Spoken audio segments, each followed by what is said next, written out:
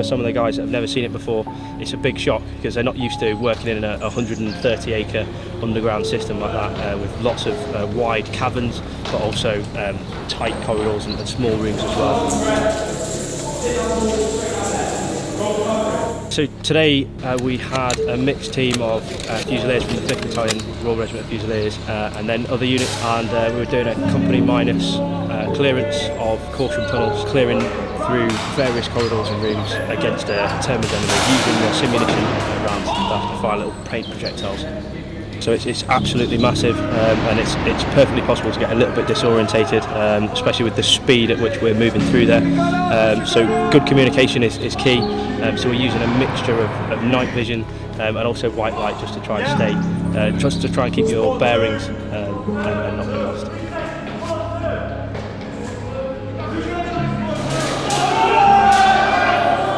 It's important for us to be able to operate in any different type of terrain and have these different tools that we can plug and play, because in any type of terrain, whether it's rural, you might find some tunnel systems which people have dug, for example, when we go away on operations, and we also need to be competent in any different type of terrain. So that's why we train and try and focus equally on woods and forests, trenches, urban, subterranean like the terrain behind me, as well as rural and open ground. Navigation is a big challenge because there are lots of different directions and axes that we can advance in. The dark is a challenge. Some of it is lit up and most of it isn't illuminated.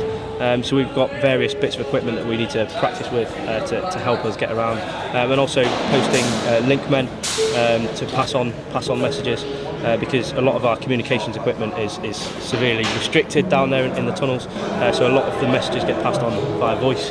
And then we also have mapping as well, so every so often the commanders will need to get their maps out and just confirm that we definitely are where we think we are, because a lot of it starts to look very similar down there. I joined 4th Battalion, the Mercian Regiment, which is a reserve battalion in the Mercian Regiment, and I joined that initially whilst I was at 6th Form in 2015, and then since then I ran that part-time alongside university and a War Studies degree at the University of Wolverhampton, which went really well.